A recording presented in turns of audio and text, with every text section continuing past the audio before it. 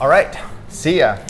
Hi, Episode Victor. 2, unscripted, unplanned, unedited.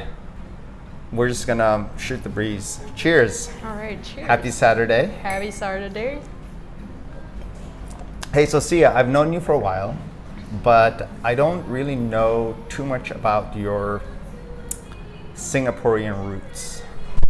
And I'm just curious what your experience has been growing up in Singapore, being born in Singapore, and you've traveled the world. You're a travel lover, so you've been to lots of countries. You've been around the world. You've worked with international people from all around the world. What's been your Singapore experience? Okay, I'm trying to I know be a bit... it's a very wide question, but you can take it into any direction you want. Okay, I'll try my best to be a bit diplomatic as well. Yeah. But I think overall, if I have to say something, I would say that it's been positive. Mostly because, being born in Singapore is actually a privilege. You get to live in a bubble, but also at the same time, you are kind of cushioned from the hardships in life. Personally, I feel that, especially being able to afford a lot of things, as general middle class, you get the best education. A lot of the times it's like they always talk about meritocracy, and in school it's always by merits. Right. Yeah, and everything is kind of scripted to me after a while, because what I realized as a creative, or rather as a very curious person, honestly, asking questions here isn't the easiest thing, because a lot of the times I think that's mildly like what's translated into an obsession that I have now with people as well, because a lot of the times conversations, whenever I try and ask people for opinions, a lot of the times the answer would always be like, I don't know. But rather than actually people not knowing, it's more often sometimes it's more of like they don't really want to know either. Yeah. So they don't. So you're saying that generally people don't probe into and go deep into questions and question things and then really analyze situations, sort of like life situations, that much. Yeah, or generally because I would say because our environment has been so regulated since young, throughout the whole education system, all the way into university, and even the field of navigating career paths. Everything always has like a structured rubrics or formula on like how you should be doing life. Which I feel that, it's not a bad thing, right? Because technically, if you have a cheat sheet to doing life right, like who wouldn't want it? Like you can get 100 in life and kind of win. Yeah. So actually, like in one sense, that's a privilege, that you get, because as long as you follow this route, you kind of know that your life would be in good hands, and Right. you'll be living a good life ahead. Yeah. And this has always been a belief like that's similar to traditions where like it's from like the boomer generation or like the post-war generation, and that's kind of ingrained into present day children and millennials as well. Right.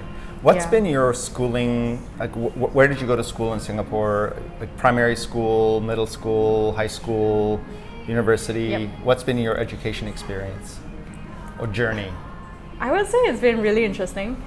So like the general journey was that I went to a good Chinese school, and it's kind of like one of the Hui Kwan things. Was that like primary school? It's What age? At primary school, yeah. So primary school was a Chinese school that's almost exclusively for Chinese people. So that's age 8 onwards, so that's or 7 to 12. okay. So that's sort of okay. So it's like middle school. A little before That's middle elementary school. school. Elementary kind of. school. Okay, Yeah. gotcha. And Right. then middle school, which was a very different experience, because from the Chinese school, I didn't expect that I would end up going to a westernized girls' school, where suddenly the exposure was more of like in a world without guys, like all girls can be guys, like and it's really like genuine, like 50-50, where you don't have to hold back and be so reserved as compared to like the Chinese culture, where a lot of the times when you're doing projects and everything, it all goes back to the communal roots of like, okay, my wins are equivalent to that of the communities. Right. And Yeah. so you said it was a Chinese school. Yeah. Can you break down for us what the different school types in Singapore are? So are there non-Chinese schools that are specific to a certain group of people? Okay, so there are like in different neighborhoods there are like neighborhood schools. So that's one where like you kind of know that there's a full mix of the general ethnicities in Singapore. So like Chinese, Malay, Eurasian, Indians, all together in one space. Whereas the Chinese SEP schools, you pretty much don't interact with anyone who's Malay, Indian, or Eurasian there, unless like by being a very special case. I'm not so sure like how it happens. But like yeah, for example, like in my school, I only knew one Indian person. Growing up in. So it was a good school. It was. And was it a public school? It's not. It's considered as a public school, but it's a bit more elitist in the sense where like it's with a lot of things always go back to the Chinese roots of things. Right. And how do you get into that kind of school? So there's a few ways. One is by the neighborhood. From my understanding, it's like by the neighborhood that you're in. But also because my siblings ended up being in that school, then I kind of followed suit with that. Right. Yeah. And so I'm guessing your parents are of Chinese. Both your parents are of Chinese descent. Yeah.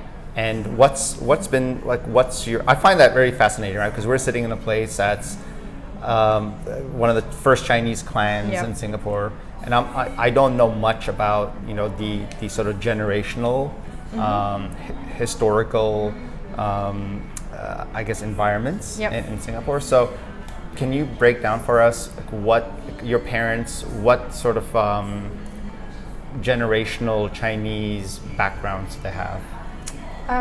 Okay, so this is a bit challenging. All I know because is you don't know. I mean, well, these are like you can make some. No, don't make stuff up. Yeah, so like these are questions that I try to probe a bit more with my parents before, but like a lot of the times it just goes by like swept down, or they'll just be like, oh, we were picked up from the rubbish dump, kind of. It's a very Chinese, like Asian thing to say, like, oh, the baby is picked up from the rubbish dump because it wasn't really wanted. But like, oh, okay, gotcha. So it's sort of like downplaying. Yeah, it's downplaying their circumstances, situation. Yeah. So were your parents like? How would you describe their upbringing? Were they sort of like middle class, upper class? Like like where did they fit in society? I would say that we were pretty much middle class. From what I understand, my dad grew up in Little India, and so he was like childhood friends with Mustafa and a few others. Right. But his background was more of like he grew up playing in the longkang, which is like the drainage. Or that's what he would like always tell us, and like the experiences that he had was like bringing cats home and that kind of thing. So I would say it's not really lower class, but not exactly high class as well. So. Right. Humble origins of middle class. Right, gotcha. Yeah. Same, both mom and dad. Yeah, mom was more of, well, at home we always joke where like, because my mom grew up in this area called Tai Seng, and Tai Seng is that area where there used to be a lot of gangs. So sometimes when my mom at home uses a bit more of like the unrefined like Hokkien dialect, then we'll be like, yeah, that's why you're from Tai Seng. So she's a badass. Sometimes. It's always in a humorous way. Right. But these were things that were only revealed in recent years. Like I never really knew this until, like, in the last 5 years. Interesting. Yeah. So this was not a dinner conversation when you were growing up, but now that you're a little older, you can sort of probe and these things sort of come out. Yeah, and also it's probably because like in the past I didn't really understand Hokkien as well. So sometimes like if there were any explicit stuff thrown around, I wouldn't know like what's explicit and what's not. Right. But recent years I made the effort to kind of eavesdrop on what my parents say, because usually they communicate only in Hokkien. Right. And this is something where like dad always uses with mom, so that we as children will never understand what they're saying. Right. Yeah, but eventually I tried to pick it up, because I mean I think Hokkien is one of those dialects that's kind of dying, especially with present day, right? Where like less and less youth are speaking Hokkien, Cantonese, and all the more I feel like there's a need for me to use it, and especially when my grandma is alive, so at least I can communicate with her. Really? So Yeah. Hokkien it's not being used as much. Is it because so in Singapore in the Chinese community, what's the ratio of like Hokkien speakers versus Cantonese versus Mandarin? So Mandarin is the predominant, basic, yeah, right. because like I mean English is kind of like the primary language, Right. right? Then in school we have to learn mother tongue, but they don't go beyond teaching like Hokkien or Cantonese as dialects. Those are things where you have to pick up, Right. and usually you can only pick it up when you're learning. It's either from watching dramas, or else conversing with the elder generations. Right. Yeah, so from my understanding, like in my social circles, most people don't speak Hokkien anymore. Only like a handful, maybe 3 to 5 people. So growing up in this family, were there expectations from your parents, your family, Yeah. for you to when you grow up to be a certain type of profession? What was the expectation? Okay, I'm guessing very high expectations. Like that's normal, right? Yeah. So, I mean, in Singapore, for me, my understanding, right, was that there was no other career paths apart from medicine, engineering, architecture. You know the tier 1 stuff. Right. So like Doctor, lawyer. doctor, lawyer, yeah. And also, well, I remember as a child, I used to love drawing, and I still do until today. And my first dream was to be actually a fashion designer. Yeah, because like, I mean... At what age? What age did you that know, was- hey, I want to be a fashion designer? I think 5 or 6. Really? Yeah, because I mean, like for me, it was always like drawing, and from the idea was like, wow, someone has a pretty dress, why can't I have it? And since I can't have it, why not I draw it Right. out? Yeah, so at least I can imagine myself wearing something that nice. Yeah. Yeah, but growing out of that, I remember like one time I was having a conversation with my dad in the car when I was 15 or 16, and I thought, like, he did ask me like, what do I want to be? I'm like, still fashion designer, because I remember the last time when I told him that, he's like, okay, I'll send you to Paris to Oh, study. that's nice. Yeah, when I was a child, like, yeah. So I guess like to a certain extent, I held on to that dream for a Right. bit. Because they supported you in your dreams in that sense. Yeah, yeah. Although like suddenly one day, my dad kind of tweaked the narrative a bit, and he's like, "Why not study law?" And like, actually, it's not a bad idea. Nudge, you know? nudge, nudge, nudge. Yeah, yeah. So I did think about it, and also I remember, yeah, like between 15 and 16, and that was like quite a pivotal time of, I would say it's one of the defining moments in life, because at 15 my sister left for Perth to study in Australia. She went there on scholarship to do physio, and I was thinking, like, I had this separation anxiety from her, because we always grew up so close with each other. Right. And I was like scrambling to find ways to get myself to Australia as well. So I tried to apply for a scholarship, and I got it to study law as a foundation studies course In Australia. in Australia. This is after primary school. This is like at 15, 16. Right. Shortly after Dad said something about studying law. Yeah. So somehow I managed to get a bit like that foundation study offer, and I was like, why not? And then after that, well, in the end, when I got it, my parents were like, nope, you can't. It's too expensive, and it's not worth it, because like 1 year in Australia was like gonna be more than 100K kind of. Right. Yeah. So in the end, like, anyway, I held on to the idea of that, okay, maybe I can still stand a chance in studying law, in going abroad after that, in later years. So like that went on until like I was 17 or 18. Then A-levels happened. And back then, like, I was going through a bit of personal struggles in life, mostly because from the transition from middle school to like pre-university, which is junior college, Right. kind of brought me like this huge culture shock. Because earlier on I shared that I went to a girls' school, right? Right. And it was very westernized there. But suddenly, like, there was this tweak in life where for junior college, I ended up going back into a Chinese environment. And it was just the same as what I experienced in primary school. But the problem that lied there was more of how everyone, to me, honestly, I felt like my peers were a bit laid back. In the sense where a lot of times it goes back to the idea of like community, but also in downplaying your worth, kind of. Yeah, so like when I went to the girls' school, you know, it was always with the idea of like, as girls, you can run the world, you can do anything and everything that you want. Right. Yeah, but going back into the Chinese school, it was more of like, okay, you know, like your group project, your for the project that you're doing, it's always all glory to your group, kind of. Right. Yeah. Right. Gotcha. So at times I was kind of grappling with that, and also in a girls' school environment, like a lot of the times they gave you the opportunity to voice out, but when you take that voice and put it in a Chinese school, it makes you stick out like a sore thumb. Yeah. Right. So, right.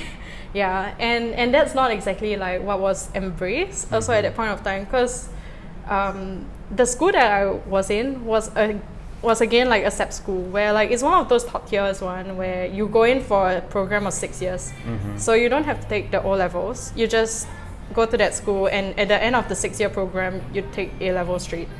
Right. Yeah. So then after that, so you did junior college, and then what about after Next that? was university. Right. And that was in Singapore. Yeah, that was in Singapore. Which school was that? So I went to University of London, but like they have a campus in Singapore. Right. Yeah. Right. And you studied? I studied business management there. Okay, got you. I've always been, because you're such a creative person, right? Like you do beautiful art, and you're just naturally a creative person. During this entire time when you were studying business management and I guess non-creative things, were you continuing on with your creative like passions? All the time, yeah. Yeah. I think for me, like it all started with like drawing on textbooks, right? And always getting scolded because my parents would always check the textbooks, and they'll be like, "How come you never pay attention? Why are you drawing? Why do you draw a mustache on the boy?" And I'm Really? like, he needs to grow up, Yeah. kind of. So those are like some of the things, and occasionally you get the scolding and everything. But for me, it's more of like, well, I mean, just because they scold doesn't mean you should be deterred.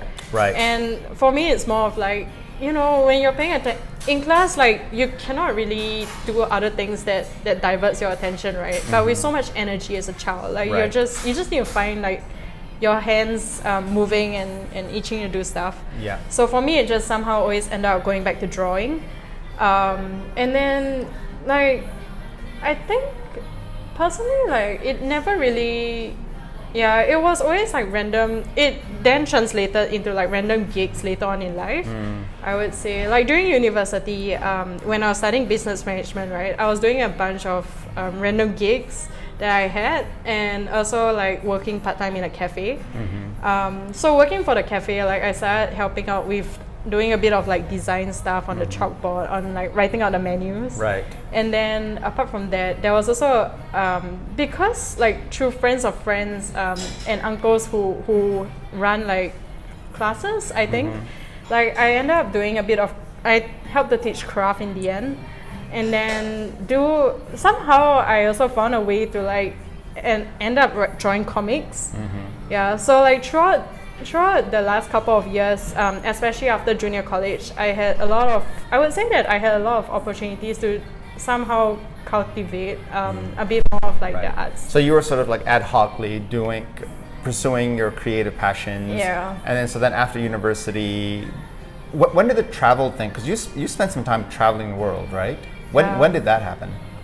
Okay, so the travel, I would say, when did that happen? It's been so long. Yeah, I mean, so I would say solo travel officially started when I was 22, so 3 years ago. And this is like after university. This is right? Straight, like transiting from ending university to straight after university. Because that was the first time that my parents actually gave me permission to solo travel. Right, so they weren't like, hey, you have to go get a job. You can go and travel. There was a bit of worry on their end, because I mean, like typical graduate here would always land themselves a job before like doing anything. Right. But for me, like my idea was more of like, because I saved up for 3 years, and on all those years, they were always rejecting my request. Like, even though I told them like, oh, I saved up this much, can I go and travel? So you were saving up while you were in university, you were Yes. working like at the cafe, you were working like side gigs, Yep. and saving up money to travel. Of course, all the time. Really? That's Because- awesome. Yeah, to me, it was more of the idea of, I mean, like going out to see the world is one form of world university Right. in a sense. Right. And life's experience, it's all priceless. Yeah. So all of it, there's a takeaway. And then Yeah. to me, it's more of like, because I didn't really get the opportunity to like travel abroad to study, right? This is to me that alternative that I could at least afford for myself. Right. Yeah. So like even if my parents, like to me, I think my dad Well, always you paid for your travels, right? Of so they course. must have been super happy. And then where did you end up? Like, tell us about your solo traveling. 'Cause you solo traveled for 2 years, 1 year. So actually no, it was just 10 weeks Oh, okay. straight after university. And it was in Europe. Yes, so this was to Europe. The prelude was actually a first solo trip to Bangkok in February. And that was the first one where my mom actually allowed me to take a break from studying for a bit, just right before the final exams. And then I came home like unscared, no wounds and everything. Right. So she's like, okay, you She can got go. comfortable. Yeah, you're especially if good to it's go. Bangkok. Bangkok can be kind of, you know, Dodgy sometimes. traveling alone as a girl can be. It's not like you're traveling in, you know, let's say Denmark or Copenhagen, right? Yeah. Like Bangkok can be a bit. Yeah. It can be a bit rough, right? It might have seemed as well, because I mean, like the first time I went there, I ended up in Khao San, and it was with a group of Oh, boys Khao that I was San, staying in the yeah. hostel with.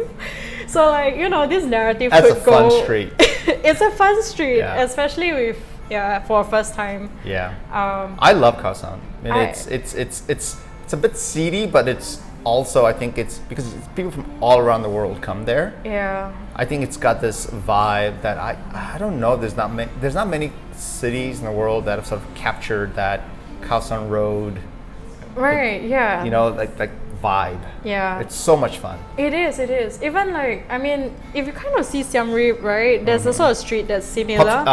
Pub Street. Yeah, Pub Street. Yeah. But it's like so much more quiet. You don't see Right. that vibrance, that energy that's electrifying, and Yeah. yeah. And then you hop around Europe for 10 weeks. Yeah, so like I remember May. Yeah, when I was booking my flight that time, it was sometime in March, and my dad was like, where are you gonna find all this money?" I'm like, "I Right. saved up for 3 years because you said I couldn't fly." Right. Yeah, and he's like, "Okay, since you have the money, like, just go. I Yeah. can't stop you." Yeah. So what was in your Europe travels? What stands out? Like which cities, what experiences really stand out? Wow. Too many. I think there's so much things. Honestly, like even until today, right? I would always kind of ask myself why I kick myself in the foot, because like that was the best May to July of my life, if I have to phrase it. Right. Mostly because like in that whole 10 weeks, right? Being away from family was a good experience. I would say it's very refreshing. There were so many cities and countries that stood out to me, because like in that 10 weeks, I know I went to about 68 cities in 68 days. Right. But that's right. You were telling me you were maybe- just on the road. Yeah, or rather like 14 countries, 68 days. Right. So I managed to like rank my top 5 countries at least. Which were Ireland, Northern Ireland, and then there's France, Scotland, Yeah. and then Italy as well. right. I love how you say Ireland, Northern Ireland. You sort of. Oh, you're saying like Northern Ireland as one country. I would kind of cluster them as one, two, Right. kind of. I mean, Right. there's always a part where like, you know, they always had the conflict, and Yeah. or rather, okay, so this is something that is kind of iconic for me as well, because when I was 15 or 16 in high school, we always learn about how other countries had conflict, right, and how it's very important to maintain social fabric in Singapore. Yeah. So going back to the education part, like that's something that's so madly emphasized on the textbooks that it's something you just memorize in your head, and you don't really like question why. You just know that, okay, this is a point, this is the elaboration of like, okay, the greatest takeaway from the countries and their conflict was, you know, it was an ideological thing. or on religion and everything else. Yeah. And then like, which is like why this ties into how Singapore is so intricately made, and therefore like you should always maintain that. Right. So that was something that stuck with me through for about like 7 to 8 years, and I always wanted to go and see like, oh, is it really that depressing? Because in Northern Ireland they always say like, oh, it's this area where like a lot of people they didn't really grow up in a very peaceful environment like the one that Singapore has, Right. So for me, like going there was kind of, it's like the field trip that the school didn't plan, but I planned for myself. Yeah, and going there, I think what really intrigued me was actually seeing like, okay, you can see like maybe there were certain parts where they missed out on in development of the city, but also at the same time, it's not like there's a bombing that's happening every week or something. So you were there during when there was conflict happening? I was there, you were like afterwards, past. So right? like 2017, and this is like, maybe 17 years after the Oh, last right, conflict. right, okay. So that was like way done. Yeah, but even so, like I remember There were some in remnants. school, yeah, there's some remnants, but also in school, like they always emphasize, oh, until today, like this is Right. still, Yeah. kind of happening. What did you like the most about solo traveling?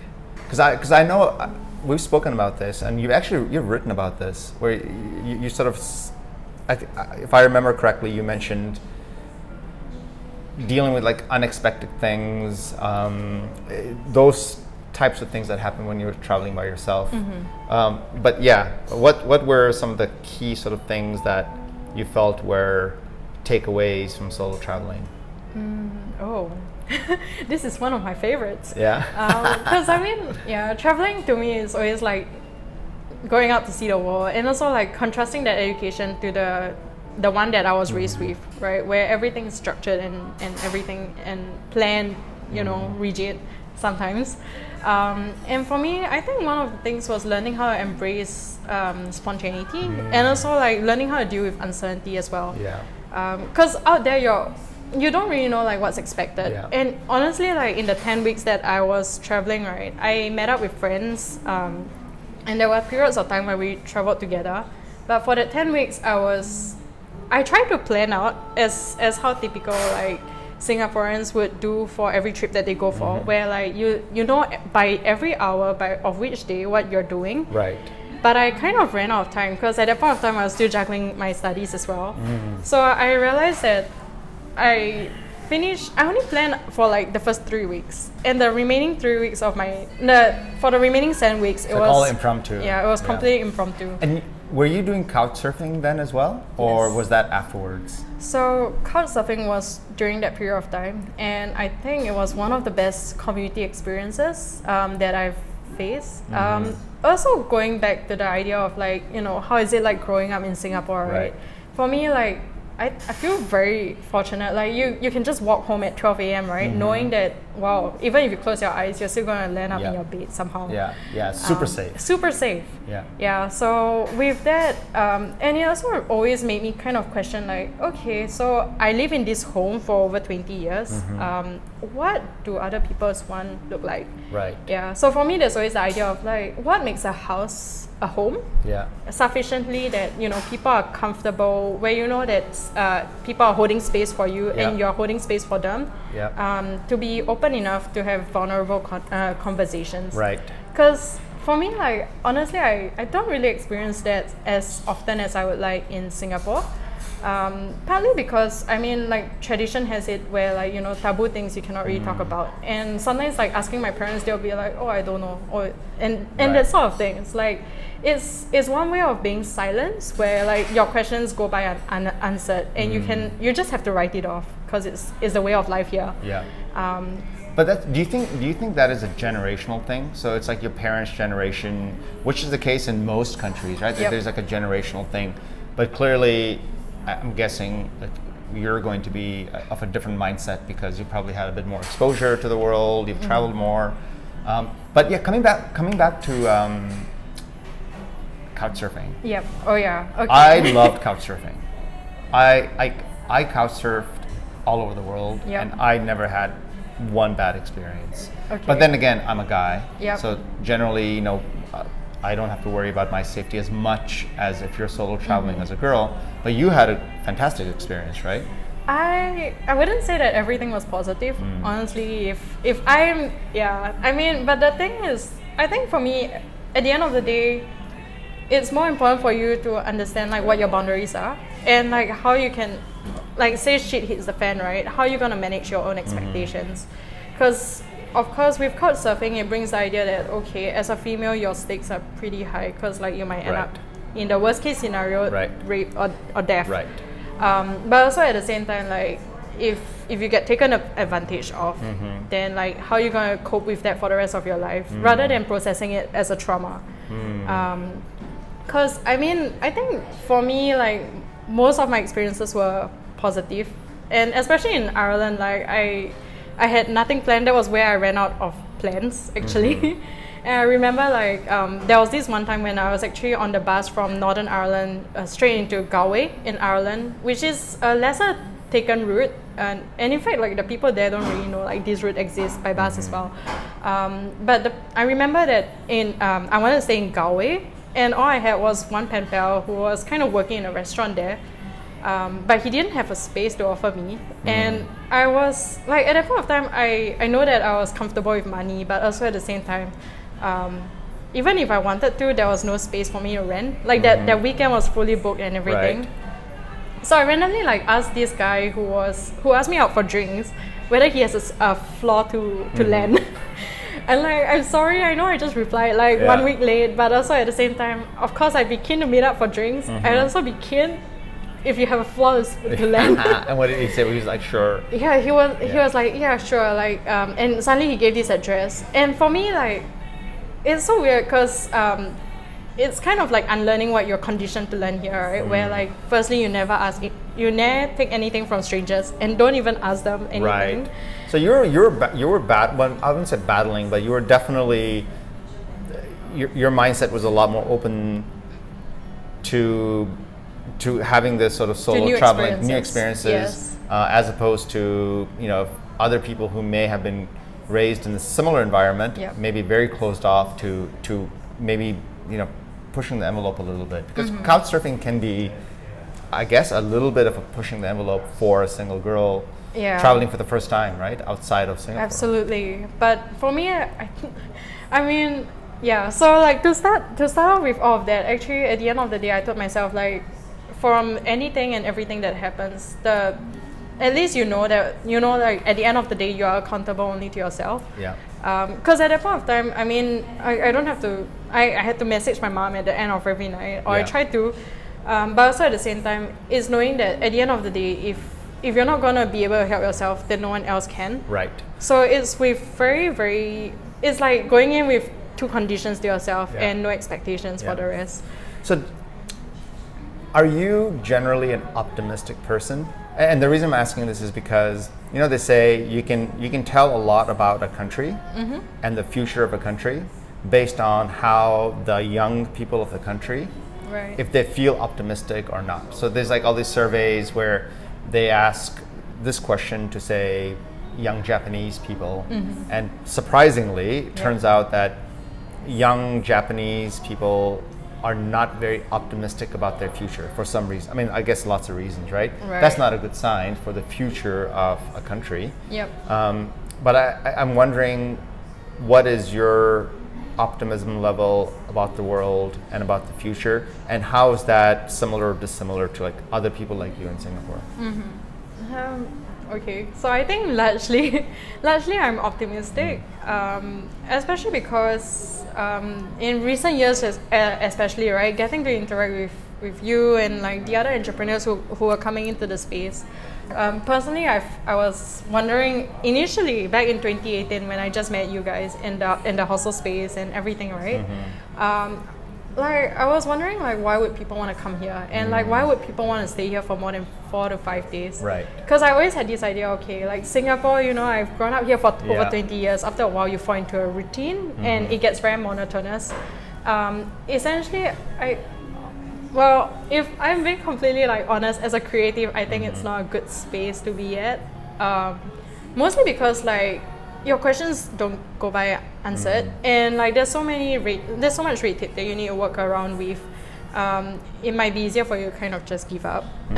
But also at the same time, like looking at the people that I was surrounded by, who are coming here with ideas for startups, not just that, but like even Esther, who was traveling from India, Hungary, and now painting in Singapore. I'm like, she's in Bangalore. Yeah, she's in Bangalore right? with Varun. Yeah. And that was to me eye-opening because I couldn't see in that lens, but thanks to you guys, like I could be a bit more optimistic, and I think that energy kind of fuels me with hope of like the future as well. Yeah. That's a really good point, because I'm generally an optimistic person, but the current world situation is pretty bad, right? And it gets to you. But I agree with you that when you're surrounded by the types of people that we're surrounded by, right? People from all around the world working on all kinds of different things, different personalities, it gives you a sense of optimism that if the world is full of people like this, then the future has to be bright, because I haven't, in our group of like, in our circle of, or in our community, I would say I haven't met one bad person. Yeah, you know, absolutely. Like everyone is genuinely a very, very nice person.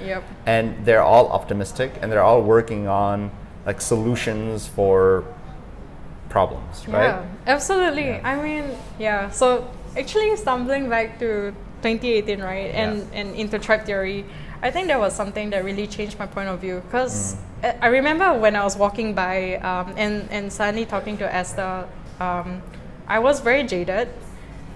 Because do you want to tell the audience who Esther is? By the way, I don't know what this thing is. Let me. Okay, yeah. All right. So Esther is this amazing Hungarian artist, and she painted the mural that was very futuristic, and I'm so glad it's in our courtyard. In our backyard.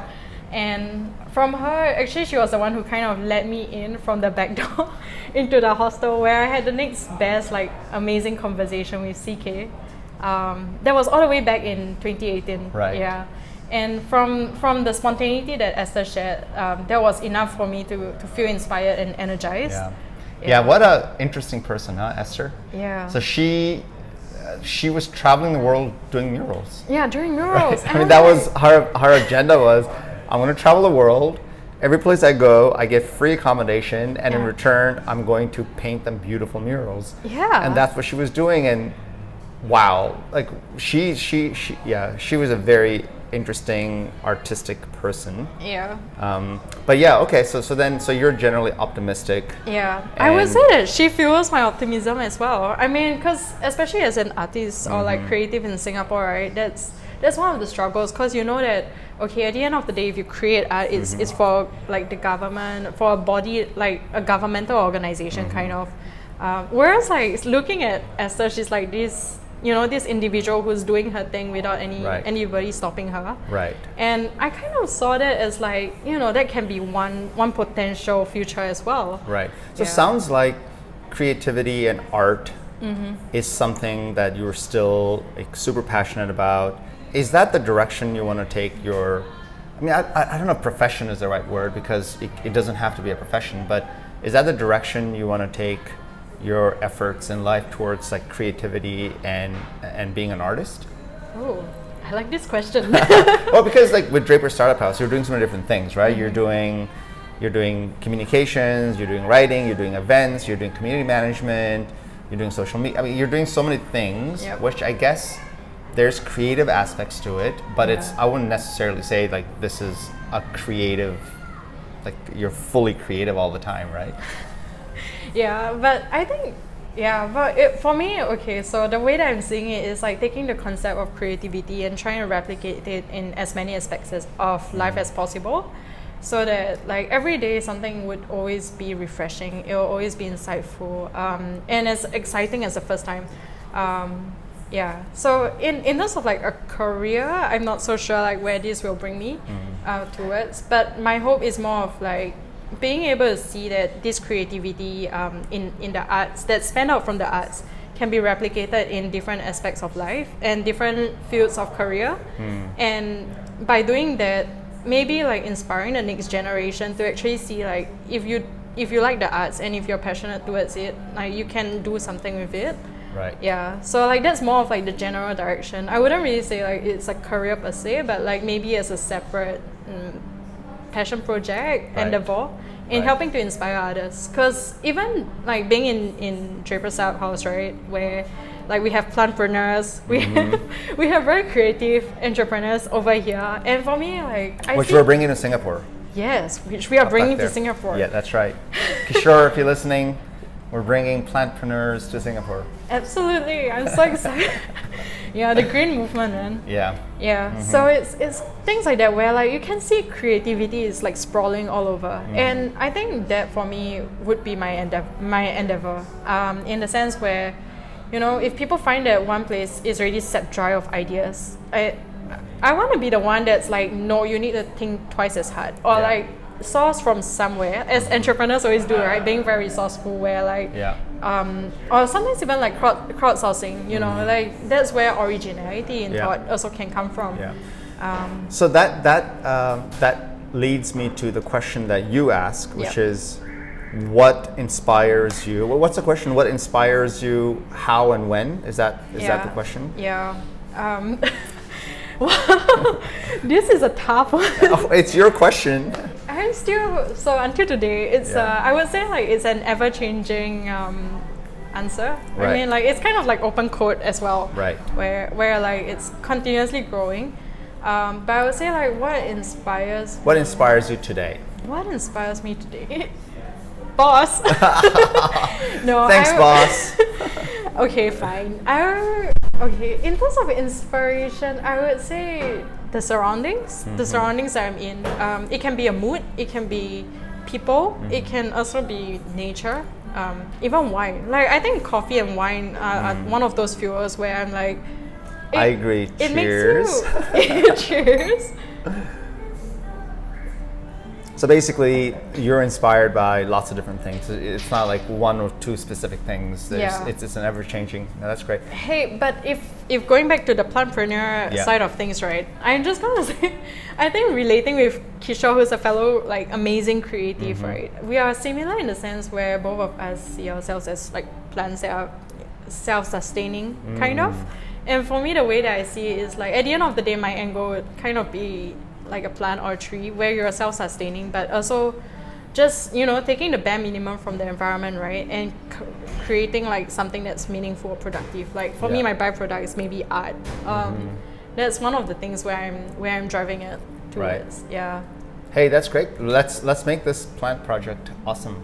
Yeah. I think CK is also super into it, so I think we can do a nice little small project. Of course. Okay, so maybe last question, which is, what would be, if you went back in time to your 15-year-old self or 17-year-old self, what advice would you give her, knowing the things you know now? Wow. I think the advice that I would give my 15 or 17-year, I would say, okay, fine, to my 17-year-old self who kind of lost her loudness because there's people around her told her to keep quiet, I would just say, know what you want and go towards it, even if other people say no. And just because something works for other people doesn't mean that it'll work out for you. Right. So like at the end of the day, just follow your own inner voice and be a bit more daring in asking questions. Yeah. But also I think one thing that I really want to add is like learning how to effectively filter out all the rest of the white noise. Because I remember that 17-year-old self was very distracted or easily distracted and kind of like easily influenced by emotions that she's surrounded by. Right. Yeah. So like now I wish that, you know, 17-year-old self would probably work harder in making one's goals like achievable. Great. Yeah.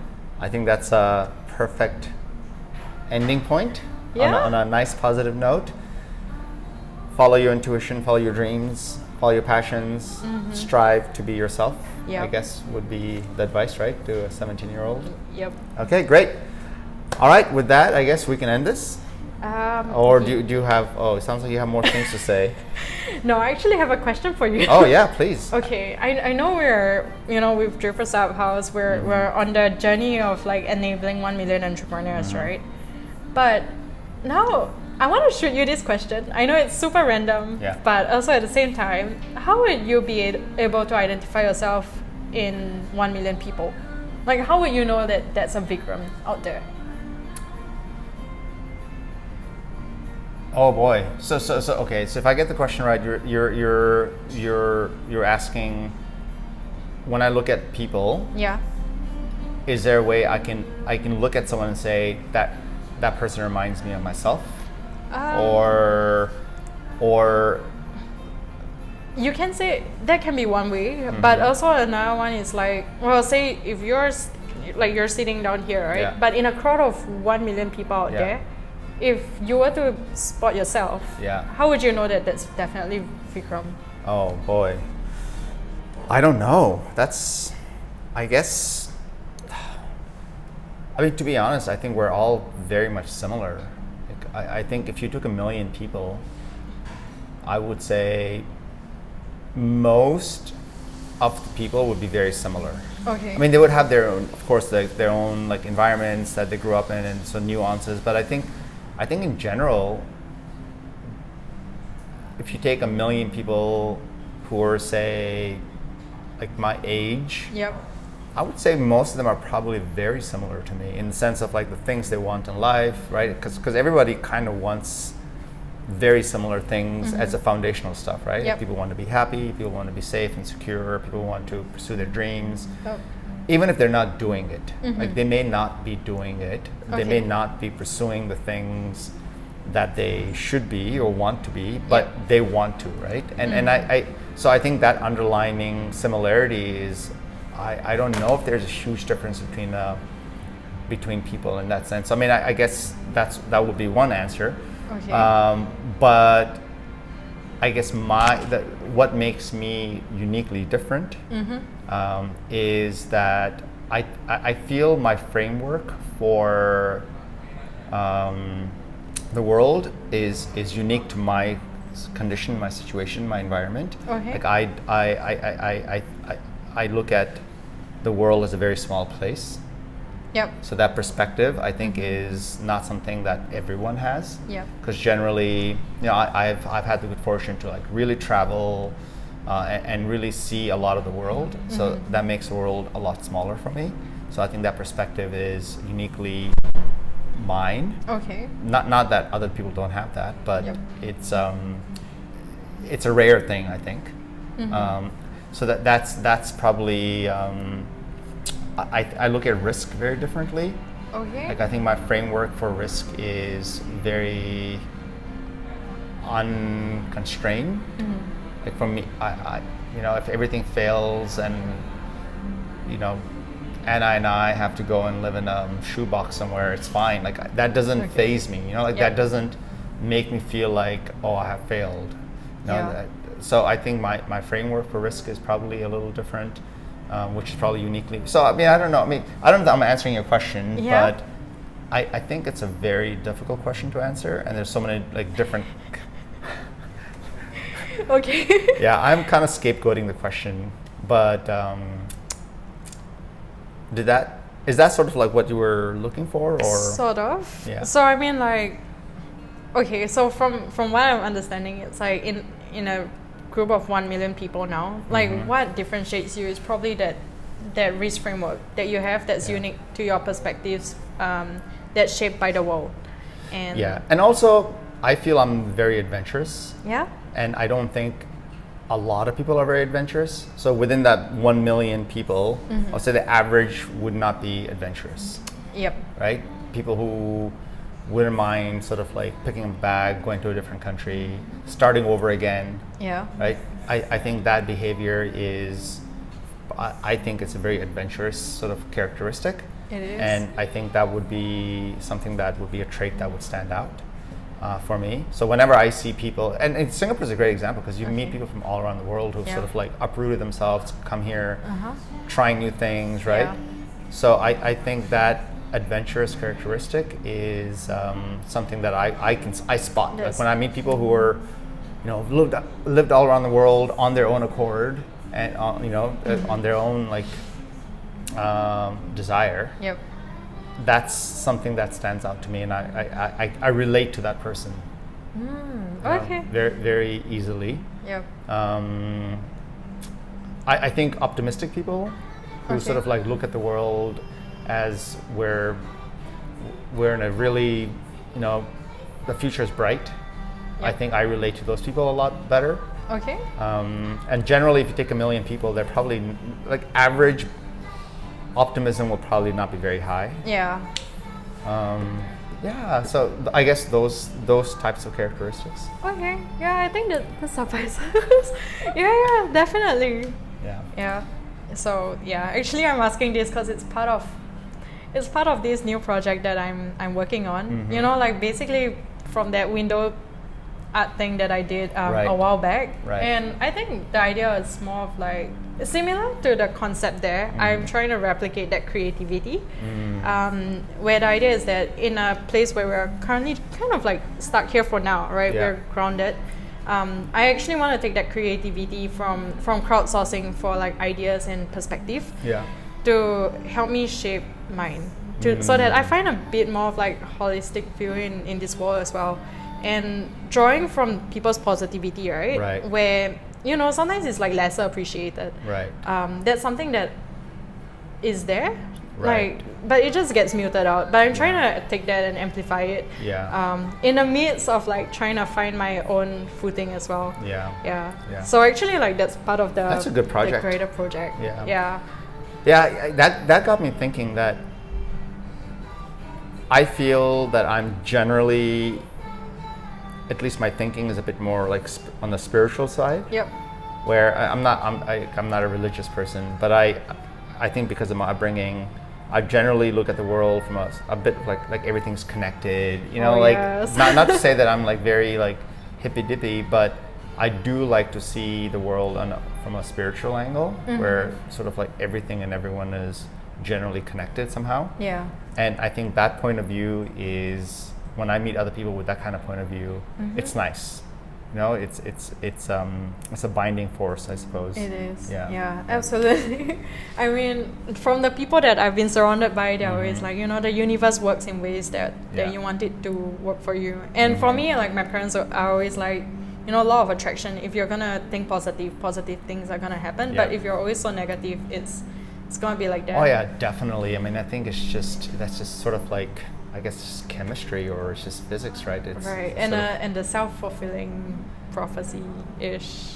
Well, yeah, I mean, I think we can probably talk for that for hours, because I guess it's not black and white. I suppose there's like a lot of gray area there, but generally, I mean, I think you sort of receive what you give to the world. Yeah. And Yeah. All right. So we're done. Was this fun? Yeah, of course. Yeah. I enjoyed it. Unscripted. Unplanned. Unedited. All right. So we'll end this and then call it a day. Yeah. All right.